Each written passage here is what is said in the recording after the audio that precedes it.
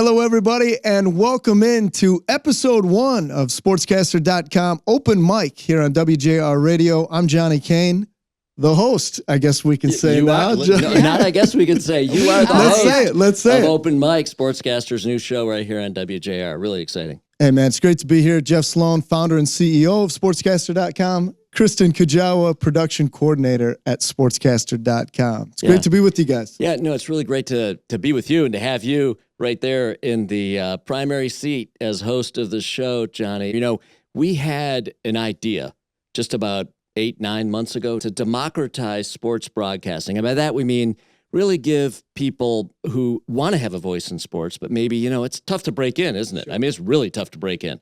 I said, this is an outlet, an avenue that I wish I would have had 2 decades ago when I was trying to break in. There we go. So that really kind of is the essence of the vision, to give people an opportunity to have us put the mic in their hands and have a voice in sports, either for fun, recreation, or maybe even as a part of their career aspiration, taking it very seriously, wanting to hone their craft, establish their brand, maybe one day be a Johnny Kane. And this show is really all about showcasing the talent of these aspiring young broadcasters, putting the mic in their hands and giving them a chance to bring content right here on, you know, the airwaves like WJR. The power of that's incredible for them. Right. That's big time. And everything's about exposure. And I think the biggest thing is we all know it's like, well, how do I break in? It's something I'm passionate about. You know how many people say, I'm passionate about sports. I would love to do what you do, or I would love to be on the sidelines, or I'd love to do play-by-play, or I'd love to host my own radio show. And you say, how do I get started? How many people walk up to you and say, can you look at my tape? Exactly. Can I email you this? I'm sure you get that all of the time. All the time. And now there's a tangible place where you say, okay, if you're an aspiring sportscaster, SportsCaster.com. Right. So what you do is you go to SportsCaster.com, free to join, establish a channel of your own, establish your profile and your brand, et cetera, and then start producing content, publishing it to SportsCaster.com. It gets exposed and distributed to the world on a platform that is solely focused on sports broadcasting. We've got great partners like WJR and others. Kristen, we had an opportunity to do Friday night high school featured football games live as really the first thing that we did at SportsCaster.com. It was amazing, and we brought young sportscasters into the booth. Yep, gave them an opportunity to call play-by-play right alongside WJR's Chris Remwick. It was a big, big success.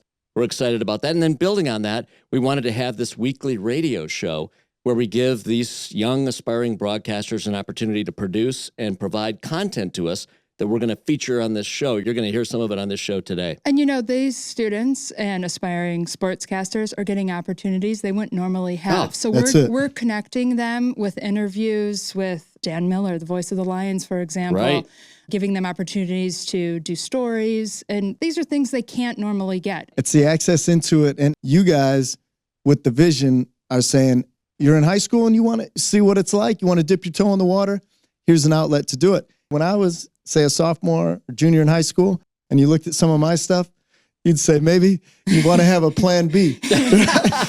but these kids, they know what they're doing. Yeah, they really do. And we're so proud of them. Actually, I think if you were to ask us what about this concept amazes us most, it's the quality of the content and the delivery, the way these young kids have gone about their craft. These are talented, serious-minded young kids who are doing an amazing job. And they're talented in their own way. Some are really good at play-by-play calling. Sure. Some of them are great interviewers. I mean, to be so brave to interview or somebody they look up to, they are so calm. It's really, really cool to see. Would it be cool to call some games and be that close to the action, be on the field, get to interview the players, get to put your stamp, your own mark on the action on the field by being the voice of that action on the field. The soundtrack. Yeah. Well, and you sit in a really powerful seat. You really do when you're doing a sports broadcast. I mean, if I were to ask you remember the hockey team, the Miracle on Ice? 1980, yeah. What was the call? What did you hear? Do you believe in miracles? Do you believe in miracles? Yes, Al Michaels. Do you believe in miracles? Yes! It's indelibly linked forever in the history records with what happened on the ice that day. And that's the magic of it. Do you believe in miracles? You can't think of that moment without hearing Al Michaels say that. Right. How cool is that? No, that's it. There's a great responsibility. Every time I get an opportunity to talk with young sportscasters, it's like the responsibility to be the narrator of that particular night's game. So whether you're wearing the headset as the play-by-play or on the sideline, let's say you get an opportunity to tell 2 or 3 great stories. How do you serve the viewer? Like, what are 3 great stories that people would like to hear that will always carry with them. It's a great responsibility. I think it's the greatest profession in the world to be able to cover sports for a living. So and now exciting. this is another avenue. So listen, on today's show, I know we've got some really interesting content coming up. This episode 1, this inaugural open mic SportsCaster.com radio show. Tee it up for us. What do we got coming up on the show? Well, I think one of the great stories that we're going to get into is the name, image, likeness, right? So we would talk about NIL, right? There's nowhere you can look across the landscape of amateur athletics and not talk about name, image, likeness. Well, how does that not only impact collegiate athletes, but getting down into the high school levels as well?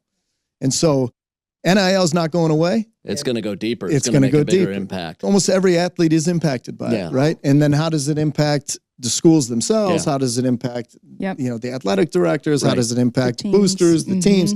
So NIL, I think it's a national story, obviously, but we localize it and try to get a little bit better understanding of what are those immediate impacts at the high school level. And then I know you've got a story coming up for us too that's also equally engaging, and that is that, when you think back on the moment you became interested in sports, there's lots of other ancillary ways that people that maybe are not so obvious that inspire them to become fans of a given sport.